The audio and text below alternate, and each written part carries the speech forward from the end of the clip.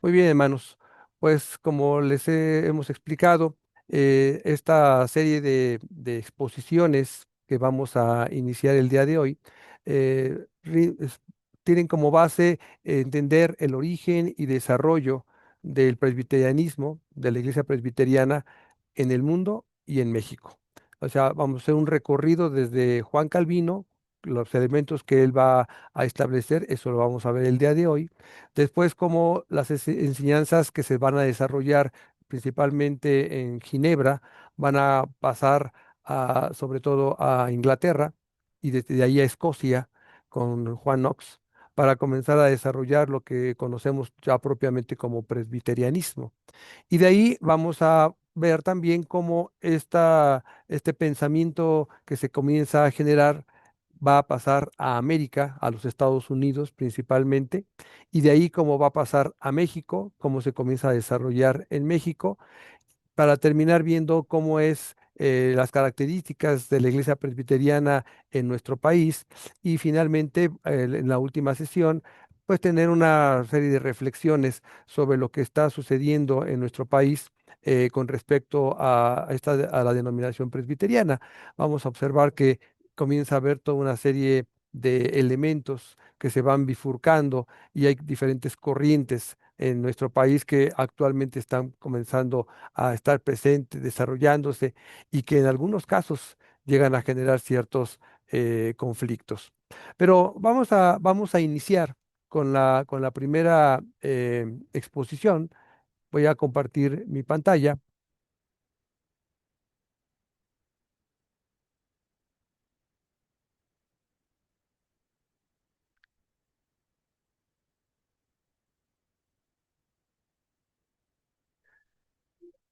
y el tema que el día de hoy estaremos abordando es Juan Calvino y la Reforma Protestante.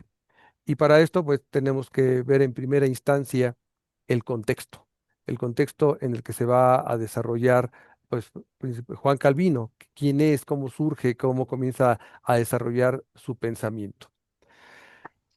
Entender que Calvino nació en una provincia de Francia, en Noyon, Picardie. En esa época Francia era un reino, el 10 de julio de 1509. Su nombre, perdón, francés, es Jean Cauvin. Su padre, Gerard Cauvin. Este padre era un notario en la corte eclesiástica, mientras que su mamá, Jean Lefranc, murió cuando Calvino tenía 12 años. Tuvo al menos en este caso tres hermanos a los que Gerard animó a estudiar para llegar a ser sacerdotes. La, la carrera eclesiástica era una de las más eh, importantes que se asumían en esa época para asegurar en un momento dado el desarrollo y los ingresos económicos de las personas. Entonces, muchos buscaban ser sacerdotes y dentro de esa carrera, pues comenzar a tener un mayor desarrollo. Aquí en este mapa podemos observar dónde se encuentra la provincia de Picardie, donde Juan Calvino nace. Si ustedes observan, está muy cerca de la frontera con Bélgica y con costas hacia el Canal de la Mancha. Este es un retrato de Juan Calvino, vamos a decirlo, en su época juvenil. Ahora bien, perdón, es importante revisar el contexto en el que se va a desarrollar el pensamiento de Calvino. Y obviamente estamos pensando que estamos en la época del Renacimiento. En este caso, la época del Renacimiento es una época en donde va a haber un cambio importante. Así que precisamente Calvino va a vivir en la etapa de transición en estas dos grandes épocas de la humanidad, la época medieval o Edad Media, que poco a poco se está diluyendo y en ese momento y comienza a surgir lo que vamos a conocer más adelante como Renacimiento y que va a dar lugar a lo que conocemos como la Edad Moderna. Ahora bien, en este caso, ¿qué características tiene el Renacimiento? Que es importante entenderlo para ir visualizando las influencias que Calvino va a tener. Hay que entender que Calvino es un hombre de su tiempo. Así que lo que está sucediendo en el entorno, desde el punto de vista social, económico, político, cultural, científico, etcétera, va a influir en él, lo va a comenzar a conformar como persona. Lo mismo que sucede con nosotros. Nosotros somos personas de nuestra época. Nacimos en cierto momento, conocimos ciertos aspectos de la cultura, somos influenciados por el pensamiento del ámbito en el que vivimos, y vamos caminando junto con los avances tecnológicos y nos tenemos que ir adaptando a esos cambios y van influyendo en nuestra forma de visualizar, de ver lo que es la vida, lo que es la familia, lo que es nuestra fe. En este caso, cuando hablamos del renacimiento, pues algunas de las características las tenemos en la pantalla, que es una secularización y laicización del saber. ¿Qué significa eso? Significa que se comienza a buscar una separación entre lo que es la ciencia, lo que es la razón, de lo que es la fe. Es decir, comenzar a separar esos ámbitos, sobre todo porque en la Edad Media la religión tenía una influencia muy, muy fuerte, muy poderosa sobre el pensamiento y el desarrollo de todos los ámbitos del hombre. Aquí comienza a darse esa separación. Otra característica es el antropocentrismo y humanismo, que van a tener una importancia muy grande, es decir, el hombre ahora se convierte en el centro, en el centro de todo el desarrollo.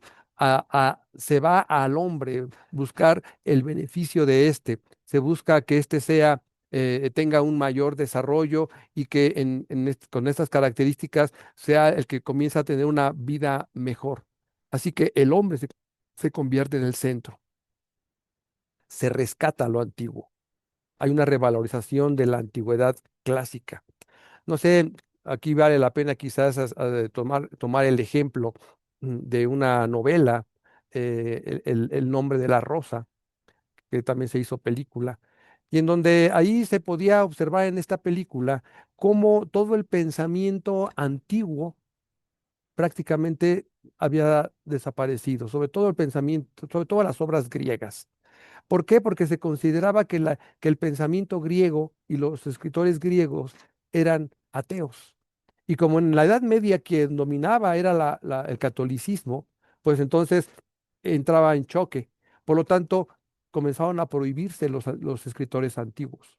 Hablar de Aristóteles, hablar de Platón, hablar de Sócrates, etcétera. Pues todos ellos, muchas de esas lecturas estaban prohibidas en esta novela que hago referencia, pues se observa en una de las tantas escenas como en un monasterio hay una biblioteca oculta y en esa biblioteca oculta están todos estos escritos antiguos de la época clásica. Entonces estaba prohibido en ese sentido, ¿no? Entonces, ¿por qué? Porque se consideraba que lo griego, lo clásico, era ateo y no consideraba en sus pensamientos, en sus razonamientos, a Dios. Por lo tanto, como acabamos de mencionar, hay una valoración del pensamiento racional. La razón comienza a tener mucha importancia. Y por lo tanto hay una cada vez mayor curiosidad científica, técnica, por conocer cómo sucede todo lo que hay en el entorno. Antes las explicaciones a los fenómenos de la naturaleza, todo era atribuido a Dios y a la ira de Dios. Ahora se busca. Sí, Dios está presente, pero ¿qué hay detrás de todo ello? ¿Qué instrumentos o qué medios utiliza Dios para los diversos fenómenos naturales, ¿no? Entonces comienza a haber un estudio de ello. Por lo tanto, y también con esto, pues las artes. Las artes comienzan a tener un crecimiento muy importante. Veíamos en la imagen anterior algunas de las obras clásicas que se van a comenzar a desarrollar en ese momento, ¿no? E incluso comienza a rescatarse algo interesante, el cuerpo humano, ¿no? La desnudez, que era algo que en la Edad Media se ocultaba, que los griegos habían desarrollado de una forma muy importante. Hay que recordar que los griegos valoraban mucho la belleza del cuerpo.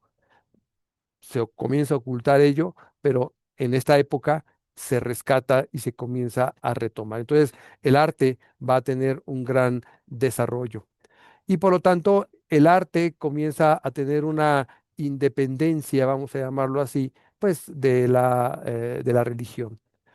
Se busca la simetría, las proporciones, el equilibrio, se busca la perfección. Hay un florecimiento, como decíamos, artístico, literario muy importante, pero también hay un elemento que hay que resaltar, el mercantilismo. Es la época en donde se comienzan a dar los grandes descubrimientos, se comienzan a dar los grandes viajes. El hombre rompe el mito de que no se podían separar de las costas porque si dejaban de ver las costas, que había un abismo inmenso en donde los barcos podrían caer, etcétera. Había mucho mito.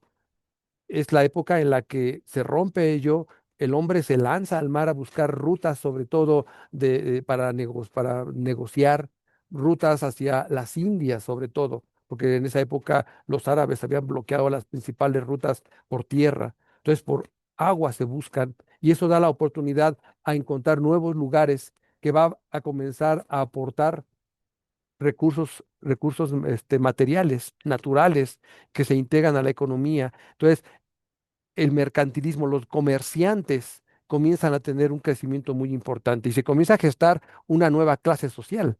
Antes teníamos los nobles, los reyes, los príncipes, pero ahora los comerciantes son los que van a comenzar a tener un peso importante y de ahí va a comenzar a gestarse lo que hoy conocemos como sistema capitalista, ¿no? Pero estamos hablando ahorita del siglo, finales del siglo XV, principios del siglo XVI, y comienza a desarrollarse en esta época. Y finalmente el crecimiento de las ciudades. Las ciudades comienzan a crecer de una manera extraordinaria porque hay un mayor desarrollo de los oficios, es decir, actividades económicas que se comienzan a gestar dentro de las ciudades y se requieren trabajadores, se requieren obreros. Y entonces estos comienzan poco a poco a migrar del campo a la ciudad. Todavía no es la época del siglo XIX en donde se da ese boom extraordinario y esa explosión en las ciudades y luego todo el siglo XX. Pero comienza esos desplazamientos y las ciudades comienzan a tener un crecimiento cada vez mayor. Ahora bien, dentro de esto que estamos mencionando, hay que destacar el humanismo. El humanismo es una corriente filosófica, cultural y social que va a enfatizar la dignidad y el potencial de los seres humanos. Aquí en este caso se busca destacar esa capacidad para la razón, para la creatividad, para el progreso. Como decíamos, el hombre se encuentra en una primera posición. Este humanismo va a comenzar a dar los fundamentos epistemológicos, es decir, las bases hacia dónde debe llegar la ciencia, el fin último de las obras humanas. Y se comienzan a desarrollar recursos de investigación, herramientas metodológicas, intelectuales, que van a servir a todos los eruditos, investigadores y creadores de cultura humanista durante el Renacimiento. En este caso particular, hay que resaltar el hecho de que estas herramientas que el humanismo va a comenzar a desarrollar van a ser impactantes también para los reformadores. Lutero, Zwinglio, Calvino, Melanchthon, Beza, etcétera. O sea, los reformadores van a comenzar a ser alimentados por este pensamiento humanista y en donde les va a dar herramientas para comenzar a escudriñar la Biblia, a escudriñar la Biblia de una manera más profunda, metodológicamente hablando, y en donde se va a comenzar a buscar la historia, la exégesis va a ser más profunda a la hora del estudio de la escritura, es decir, entender el contexto en el que fue escrita la Biblia y las razones por las cuales Dios, cómo comienza a actuar en la vida del ser humano. Entonces, el humanismo tiene que considerarse en el momento en que nosotros comenzamos a hablar de la reforma religiosa. Pero no solamente esto, sino va a haber un ambiente también que tenemos que tomar en cuenta, y es la dinámica religiosa que se va a comenzar a desarrollar en esos contextos. Tres eventos aquí importantes que vale la pena mencionar. Primero, el hecho de que se marca el 31 de octubre de 1517 como el inicio de la Reforma Protestante en Alemania. El momento que Martín Lutero clava sus 95 tesis contra la venta de indulgencias en las puertas de la Catedral de Wittenberg, en Alemania. Se considera que ese es el punto de partida.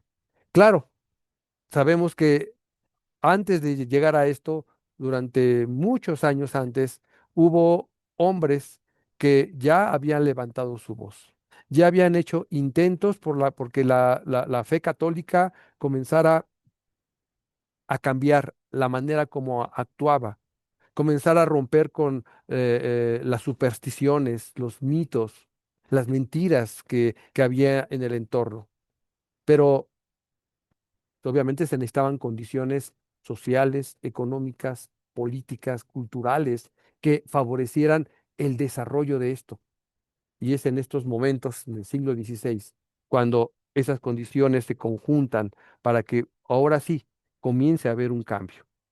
En 1519, por ejemplo, 2 años después de que se inicia este movimiento en Alemania, Ulrico Zwinglio llega a Zúrich, estamos hablando de Suiza, y comienza a predicar una nueva interpretación de la palabra de Dios. Y sobre todo desafía algunas prácticas y doctrinas de la Iglesia Católica. Hasta en 1523, el Ayuntamiento de Zúrich va a aprobar que se comiencen a implementar estas reformas y comienza a marcar un cambio en la historia en Suiza misma, y en este caso particular en la ciudad de Zúrich. También tendríamos que mencionar eh, eventos sociales muy fuertes. En 1525, los campesinos alemanes van a tomar las armas para rechazar los abusos que sufrían por parte de los señores feudales, provocando una represión implacable, incluso en la que participó Lutero. Lutero no estaba de acuerdo con esas revueltas de campesinos. Thomas Müntzer quería ir más lejos en la cuestión de la reforma. No solamente quería que hubiera una reforma religiosa, sino que hubiera también un cambio social, un cambio económico, una reivindicación de los derechos de los campesinos. Es decir, la reforma no solamente es religiosa, sino también va a abarcar ámbitos en toda la sociedad. El pueblo humilde, en este caso, que pueda alcanzar la libertad y por lo tanto sacudirse el yugo de la nobleza que los oprimía. Mientras estos vivan, decía Munster, refiriéndose a los poderosos, será imposible verlos libres de temor humano.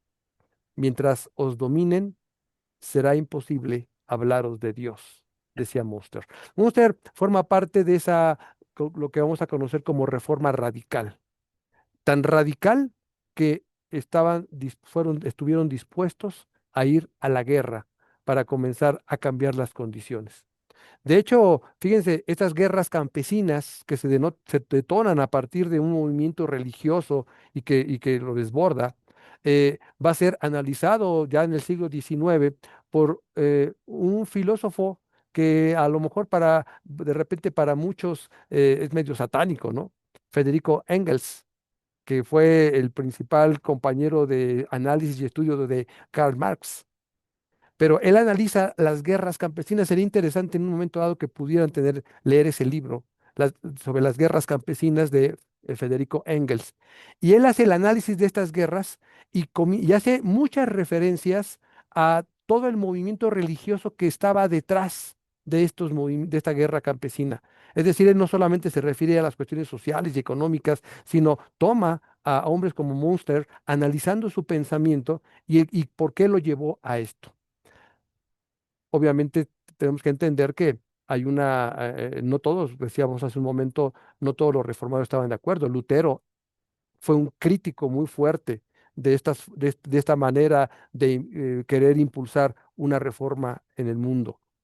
Pero bueno, las condiciones en cada país eran diferentes y Dios va llamando hombres que van a ser utilizados por Él para también para generar en un momento dado cambios trascendentales.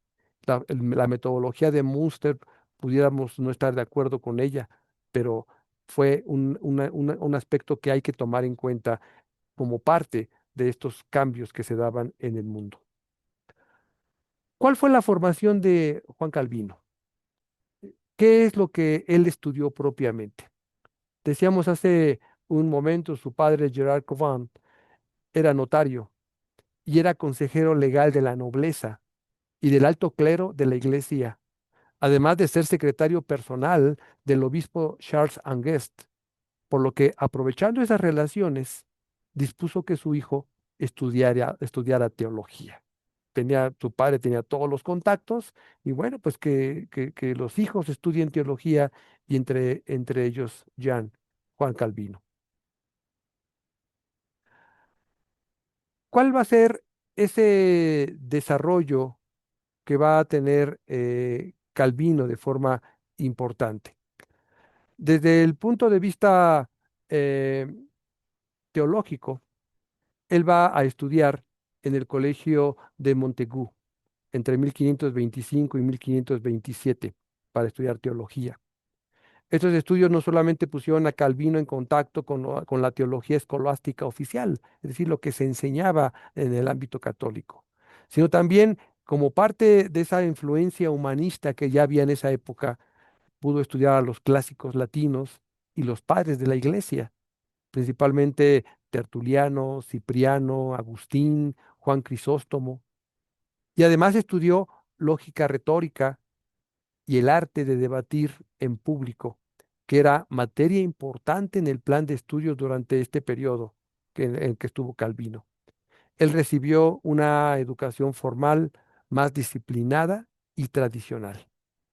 Es importante mencionar también que este colegio era importante porque incluso dentro de él se llegaron a formar hombres como Erasmo de Rotterdam y posteriormente Ignacio de Loyola. Erasmo de Rotterdam fue un importantísimo impulsor de lo que es el humanismo y él desarrolló una traducción del Nuevo Testamento muy importante que se va a convertir en base para las posteriores traducciones del Nuevo Testamento a los diferentes idiomas. Si bien es cierto, Erasmo de Rotterdam nunca se declaró protestante, siempre dijo que él era católico. Gran parte de su pensamiento simpatizaba con el movimiento protestante.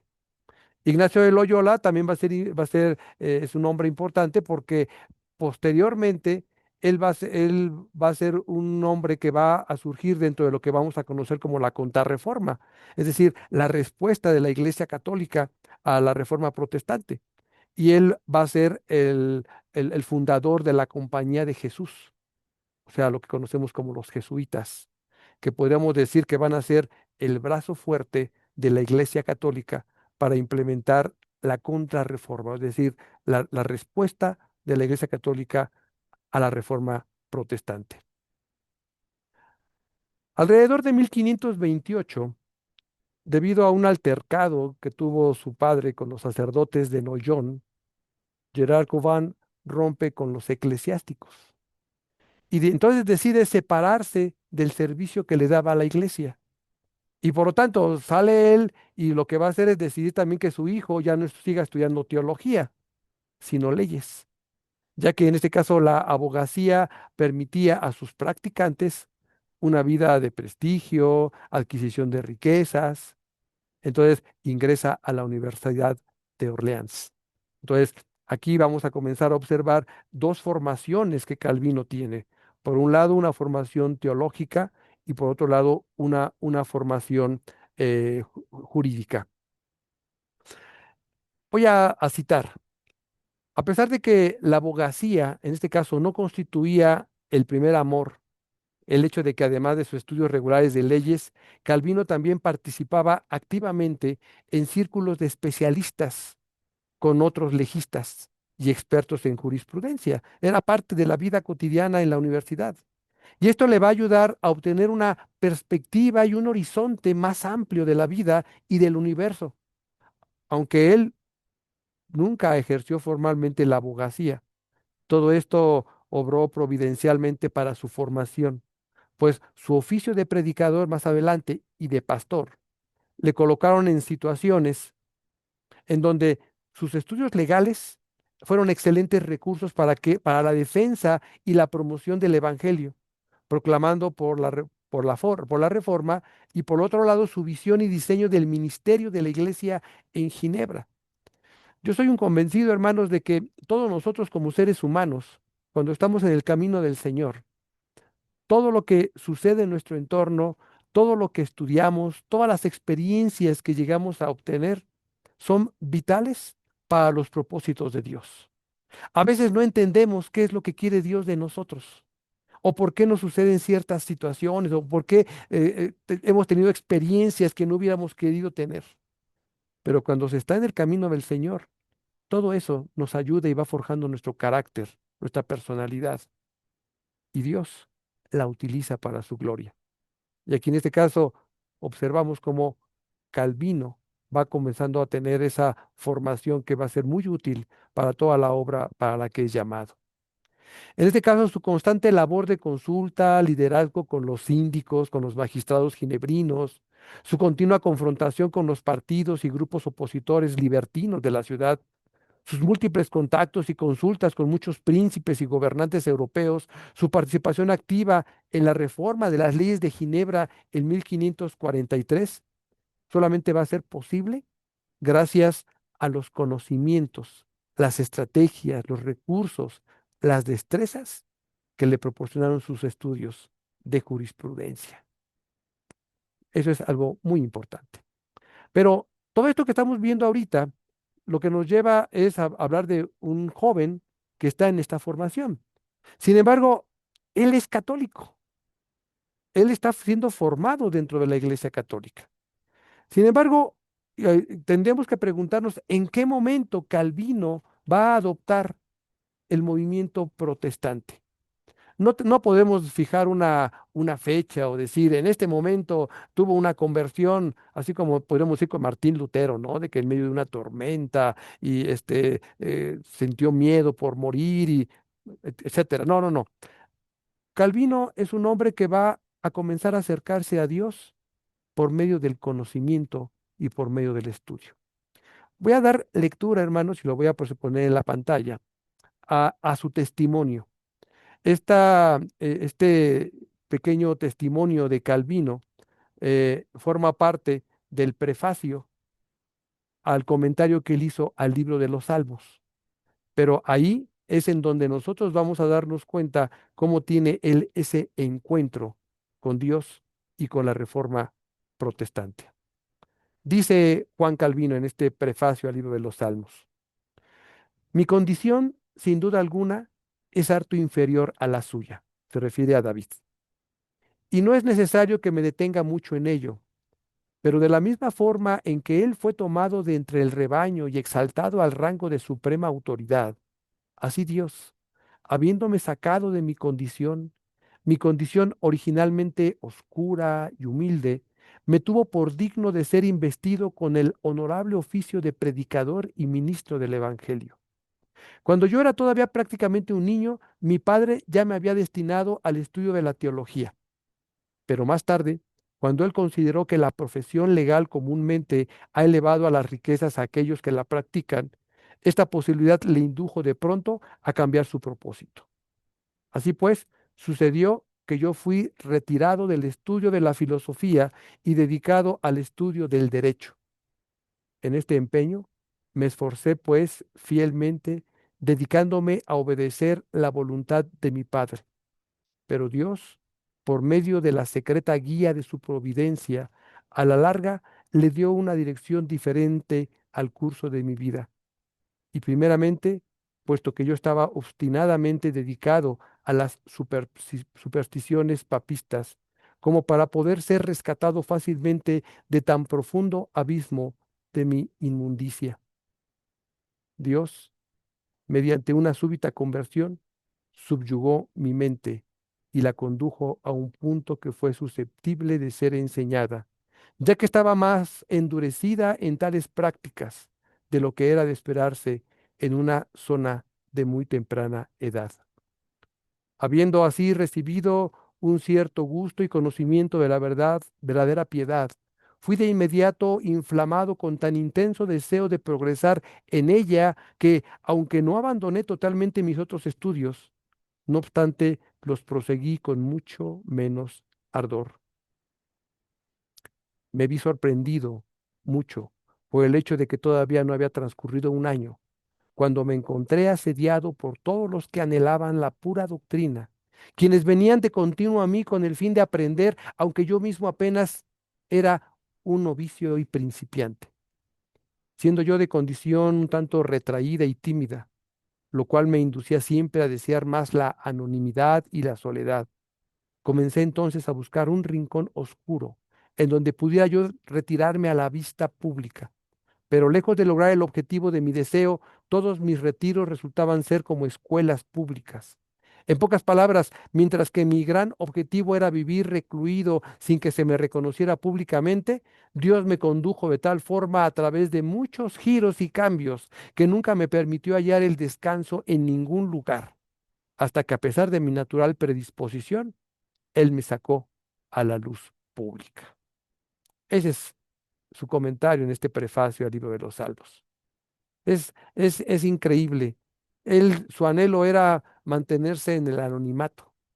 Él era un hombre de estudio, de academia. Él quería seguir investigando, seguir comentando la escritura, pero no quería él estar al frente de una iglesia, ni quería ser líder de un movimiento. Sin embargo, como él mismo lo dice, al año de comenzar todo esto, ya estaba siendo llamado para enseñar. Y a pesar de que él buscaba estar en una situación aislada, las condiciones lo llevaron a que tenía que tener una participación pública, una participación muy importante. Así Dios obra en la vida de sus siervos. Ahora bien, hermanos, un episodio que marcó profundamente la juventud de Calvino sucedió en noviembre de 1533, cuando colaboró en el discurso académico de apertura de Nicolas Cop en París, tras el cual tuvo que abandonar Francia casi definitivamente, pues luego del incidente salió rumbo al exilio, debido a la persecución que desató el rey Francisco I contra los hugonotes. Estamos hablando de Francia. No sin antes renunciar a las prebendas eclesiásticas que había obtenido su padre para él. Como consecuencia de ello, decidió escribir y publicar una apología dedicada al rey Francisco I de Francia con dos propósitos. Primero, despertar en el rey la antigua tolerancia intelectual de corte humanista que había demostrado hacia las ideas protestantes en tiempos pasados. Y en segundo lugar, denunciar la injusta persecución y castigo en contra de los evangélicos por parte de funcionarios de la corte que estaban de acuerdo con los jerarcas de la iglesia oficial. En marzo de 1536, Calvino publicó la primera edición de la Institución de la Religión Cristiana. Este libro está concebido como un libro básico para quienes desean conocer la fe cristiana. La institución fue revisada 5 veces y la última en 1559, con numerosas ampliaciones, lo que lo convirtió en una obra casi nueva. Entonces, nuevamente las circunstancias lo llevaron a escribir esta obra, que se convierte en el documento teológico más importante de Juan Calvino, sin subestimar todos los comentarios que él tiene de la escritura. Prácticamente él comentó todos los libros de la Biblia, menos uno, Apocalipsis. ¿Por qué nunca comentó Apocalipsis? Ya es otro tema. Pero bueno, vamos a su ministerio.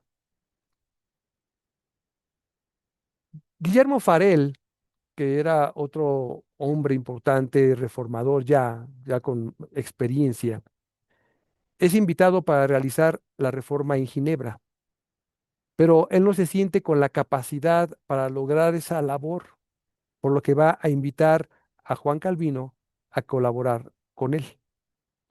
Para tales fines, en noviembre de 1536, Calvino presentó ante el Consejo, en este caso en Ginebra, una confesión de fe de 21 artículos que el pueblo debía aceptar bajo juramento.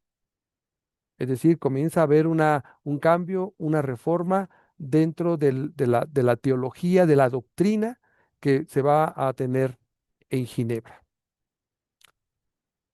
A mediados de enero de 1537, tanto Farel como Calvino van a presentar otro documento en el que pedían cuatro reformas básicas para la iglesia de Ginebra. La primera, voy a resumir, está resumido la idea, que nadie participara de la Santa Cena si no es con verdadera piedad y genuina reverencia. Por tal razón, y a fin de mantener la integridad de la iglesia, es necesaria la disciplina. Calvino también pedía que la Cena del Señor se celebrara con más frecuencia. Es decir, si alguien estaba en pecado, si alguien tenía una conducta que no fuera adecuada de acuerdo a los principios bíblicos, que escandalizaran, no debería participar de la Santa Cena. Y al mismo tiempo, la Santa Cena tenía que ser frecuente. En este caso, él buscaba que cada domingo, cada reunión hubiera Santa Cena. Segunda, que se reformaran las leyes concernientes al matrimonio, según la palabra, ya que el Papa las ha confundido de tal modo, dictando decretos a su antojo. Es decir, los papas movían y declaraban los matrimonios como ellos querían, a su antojo, a su conveniencia en algún momento dado. Y de acuerdo muchas veces a quien pudiera pagar ciertas sumas, pues aunque no tuviera razón, le concedían el matrimonio o incluso hasta los divorcios. Número tres, que los niños fueran catequizados por sus padres y que en ciertas ocasiones del año comparecieran ante los pastores para asegurarse de que realmente estaban aprendiendo la palabra de Dios. Fíjense qué interesante esto, hermanos. No había departamento infantil en las iglesias para que les enseñaran a los niños Biblia. Eran los padres los que tenían que enseñar la escritura a los niños. Ellos eran los responsables. Y en ciertas ocasiones, esos niños eran examinados por los pastores para asegurar de que realmente estaban aprendiendo. Hoy en día, muchas veces en nuestras iglesias lo que hacemos es que le damos la responsabilidad de que les enseñen Biblia a los niños en la iglesia. Y los papás nos hacemos a un lado. Y no, los padres son los responsables. Y Calvino implementaba esto en Ginebra. Cuatro, que el pueblo participara activamente en los servicios de adoración cantando salmos. Hay salmos que deseamos sean cantados en la iglesia, decía. Si se adopta la reforma, la gente tendrá que cantar en las iglesias. No han cantado durante siglos, ni siquiera han entendido el latín cantado por los sacerdotes. Ahora, en vez de ser mudos espectadores, tendrán una parte en el culto. Con ello adorarán a Dios, cantando sus alabanzas y darán gracias a Dios de común acuerdo. Era parte de esto que buscaban implementar. El Consejo, hermanos, de Ginebra aceptó sin problema los últimos tres puntos, pero el asunto de la comunión, o en este caso de la excomunión, era otra cosa, porque el hecho de impedirle a las personas que participaran, pues es prácticamente una excomunión. O sea, quedan fuera de la comunión de participar del sacramento de la Santa Cena. Los magistrados se resistían a cambiar lo que ellos consideraban una tiranía clerical católica y lo consideraban como un nuevo yugo protestante, esta obligatoriedad. Calvino, por su parte, se sentía cada vez más decepcionado por el estado moral del pueblo. Calvino se fue llenando de una tristeza, se describe, que rayaba en enojo. A su alrededor, el pueblo de Ginebra volvía a la vida que habían abandonado cuando combatían contra los gobernantes, contra los duques. Las tabernas se veían llenas, gente borracha invadían otra vez las calles.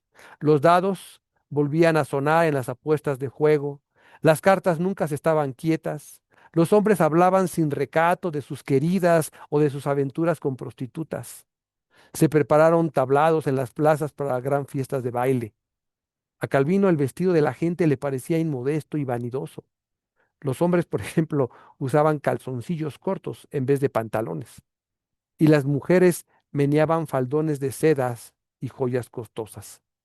Y todo esto en una ciudad que se había declarado formalmente por el protestantismo.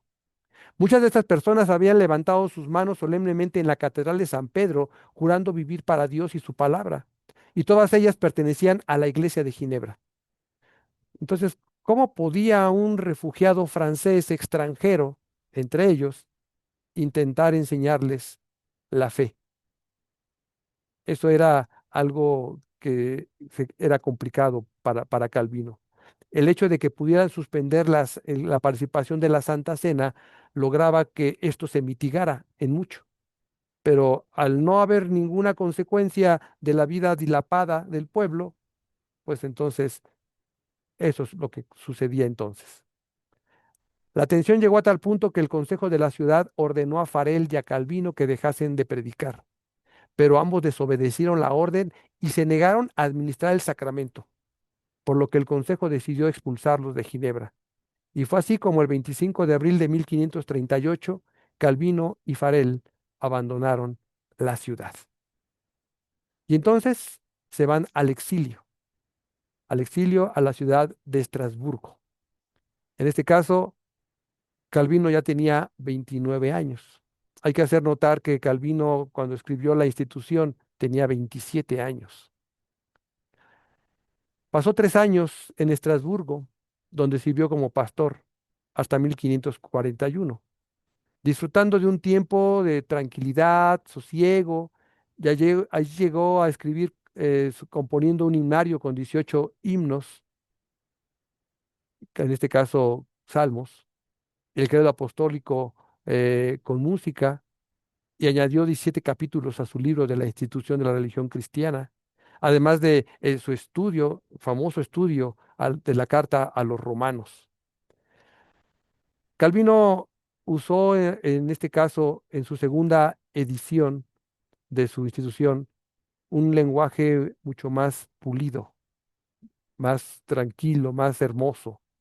Tanto así que a Calvino ha venido a ser conocido como padre del francés moderno, del mismo modo que Lutero, por su traducción de la Biblia, ha sido llamado padre del alemán moderno.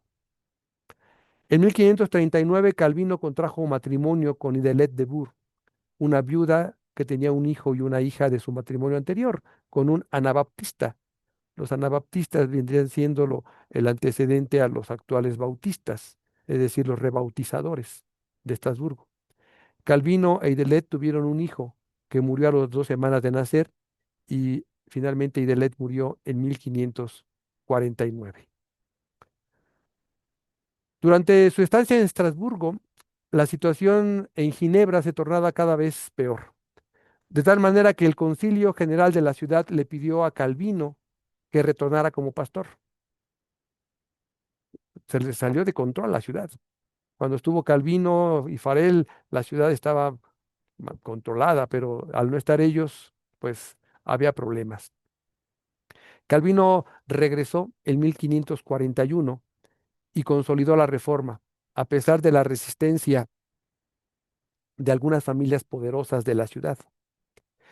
Las características de la Ginebra ya de Calvino en esta segunda etapa, entre otras, son estas: una rigurosidad moral, es decir, se implementaron leyes estrictas para regular la conducta pública, como la prohibición de juego, el baile y el teatro.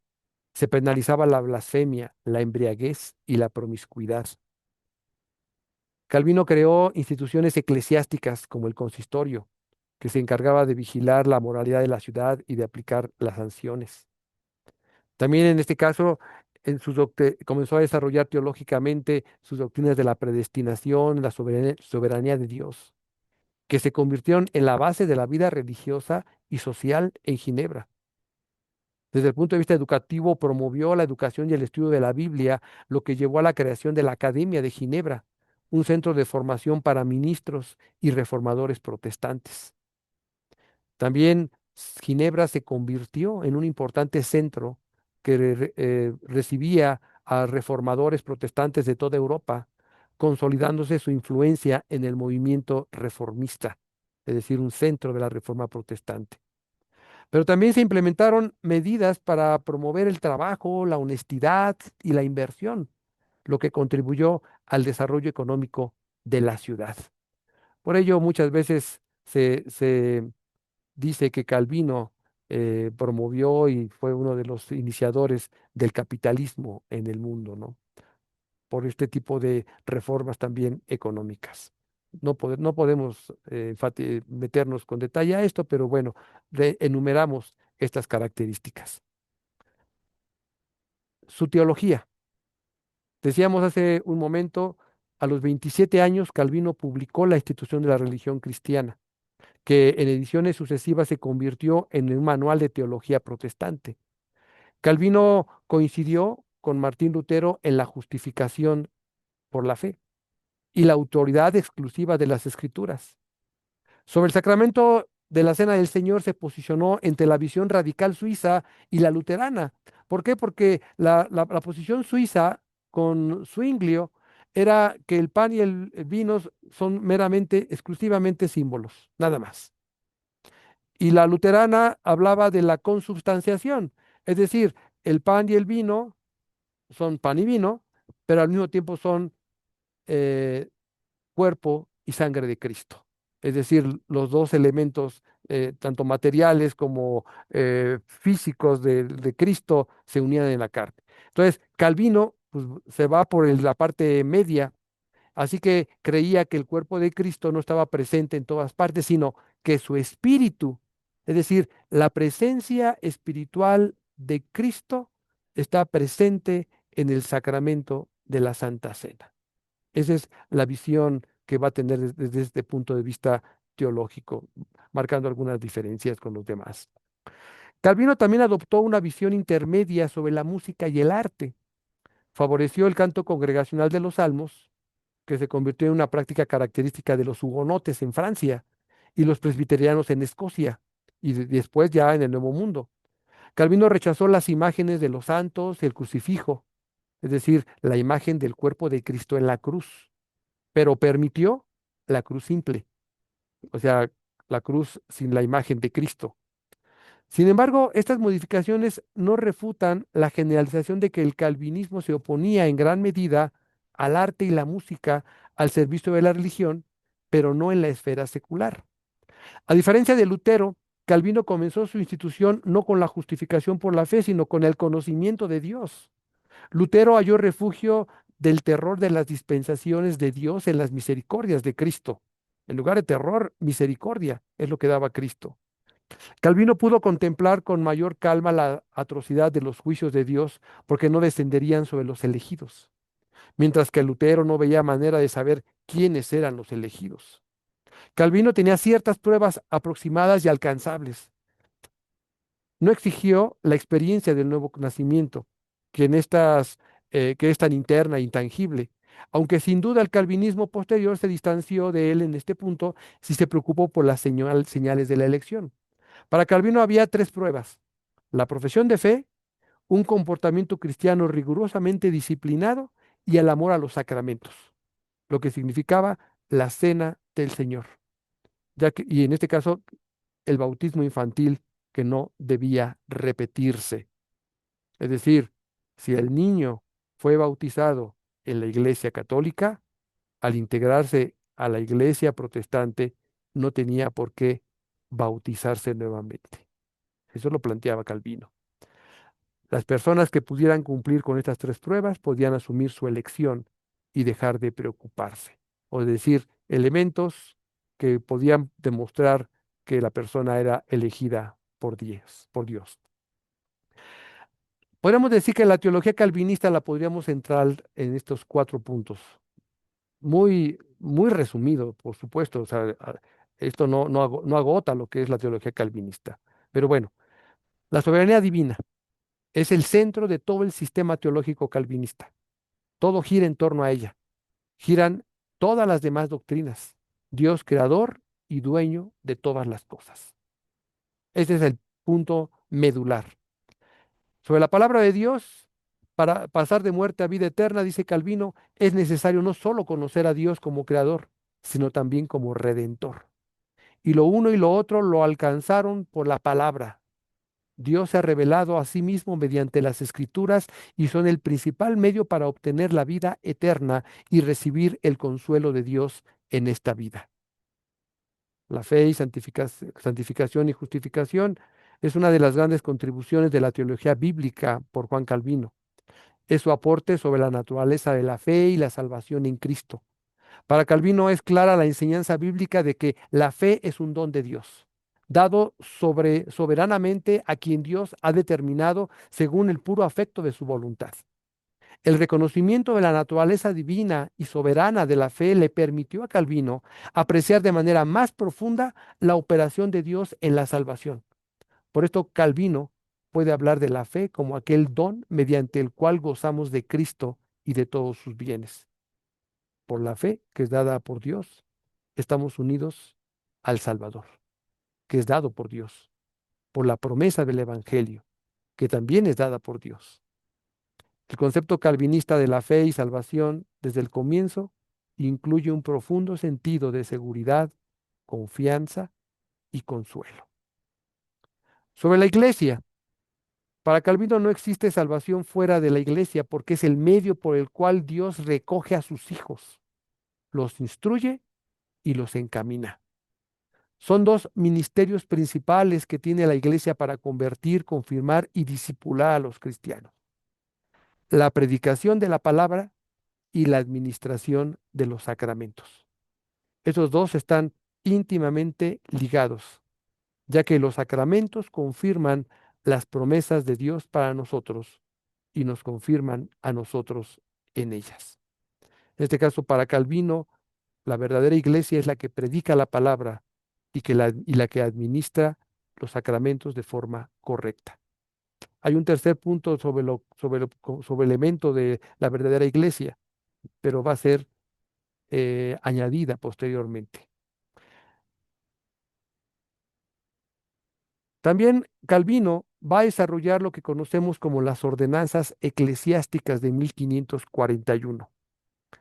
Este documento representa la constitución oficial de la Iglesia de Ginebra, en la que se describen y ordena su firma de vida y funcionamiento como iglesia reformada. Aquí se van a establecer cuatro oficios: pastores, perdón, pastores, que en este caso los pastores tenían la misión de amonestar, instruir, administrar los sacramentos.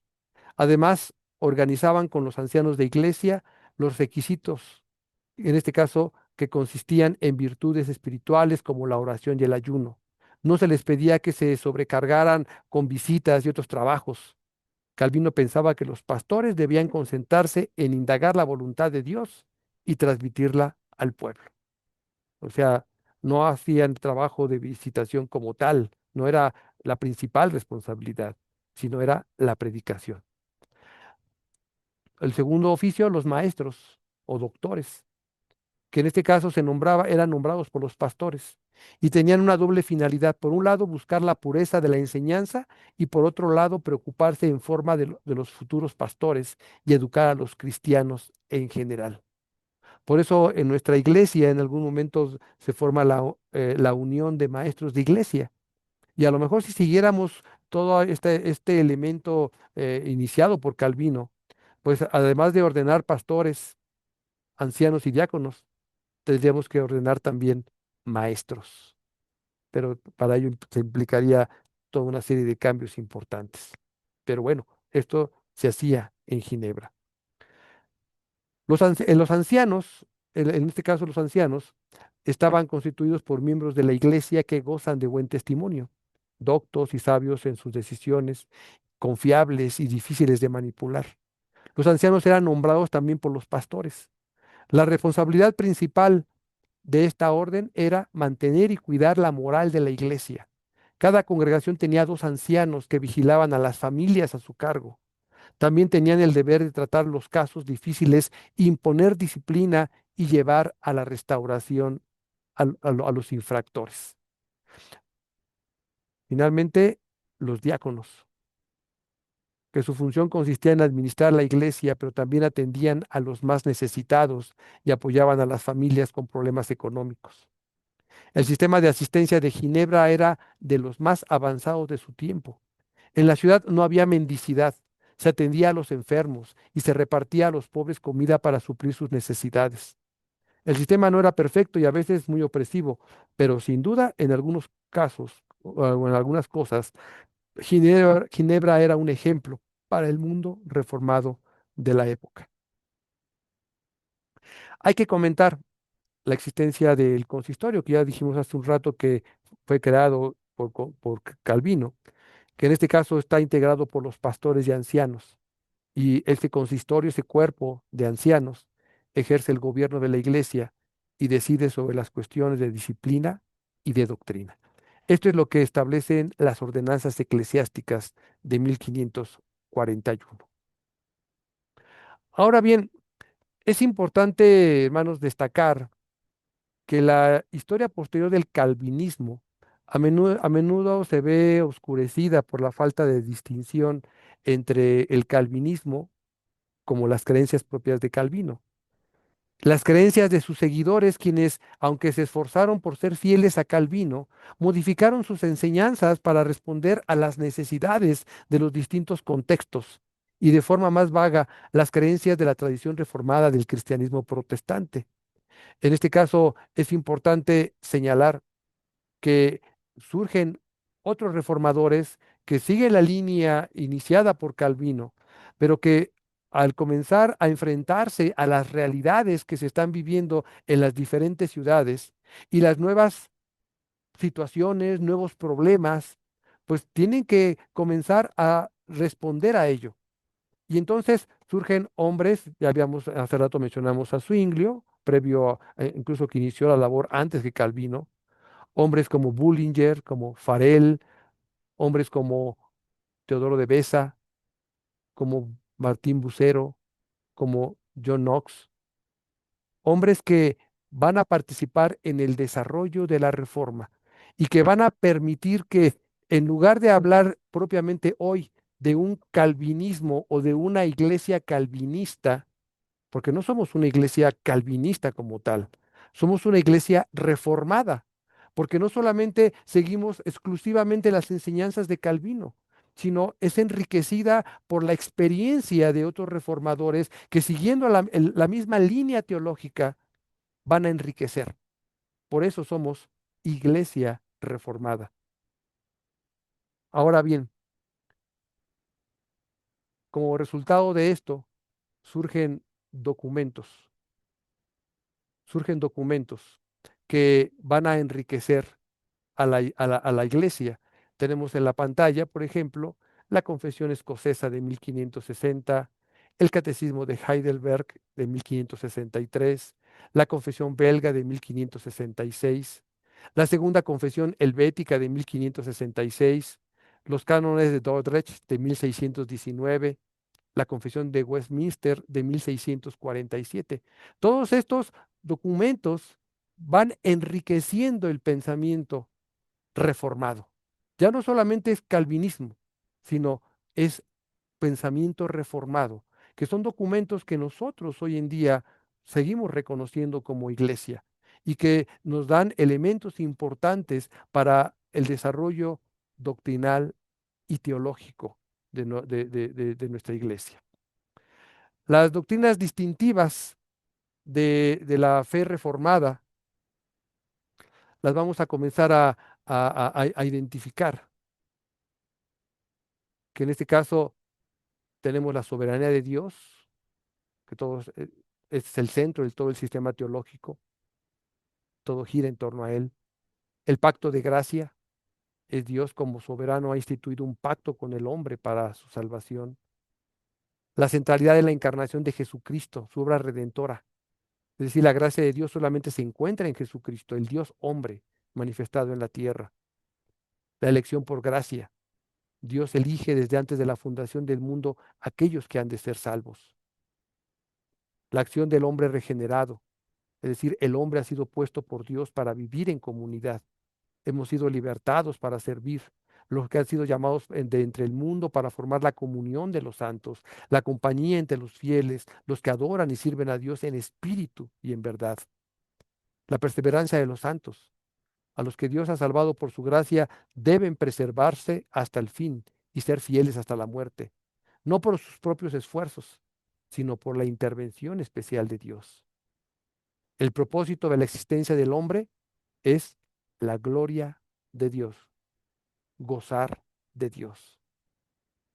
Los signos verdaderos de la iglesia son la predicación fiel de la palabra de Dios, la impartición correcta de los sacramentos, o sea, el bautismo y la Santa Cena, y la aplicación de la disciplina eclesiástica.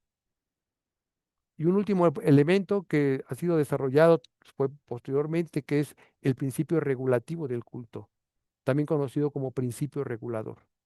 Es un concepto teológico que establece que en la adoración religiosa solo están permitidos los actos, ritos y elementos que están explícitamente ordenados o autorizados por la Biblia.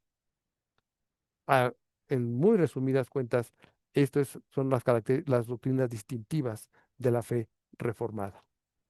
Finalmente, hermanos, para terminar, el calvinismo en el siglo XVI va a tener esta expansión en su origen. Surge principalmente en Suiza, Zúrich, Ginebra. De ahí se va a extender hacia el norte, hacia los Países Bajos. Se va a extender hacia comunidades en Francia. Se va a extender hacia la parte oriental, hacia la zona de Hungría y finalmente también hacia la zona de Escocia. En el siglo XVI, este era el ámbito de expansión de la influencia calvinista, vamos a decir, reformada. Y a partir de aquí va a comenzar a tener un mayor desarrollo. En la próxima sesión estaremos hablando de cómo esto nos va a llevar a lo que hoy conocemos como la iglesia presbiteriana, cómo surge la iglesia presbiteriana y en este caso partiremos de Escocia.